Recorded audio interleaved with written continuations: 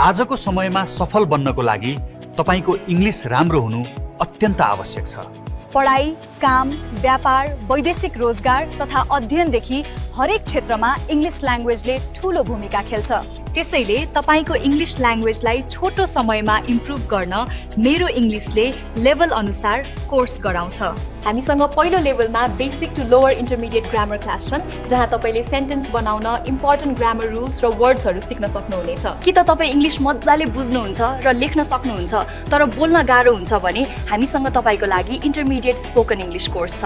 यस कोर्समा तपाईको फ्लुएन्सी र confidence improve गराउन अरू पार्टिसिपेन्ट्सहरूसँग विभिन्न टपिकमा कन्भर्सेसन, इन्टरेक्सन र प्र्याक्टिस गराइन्छ।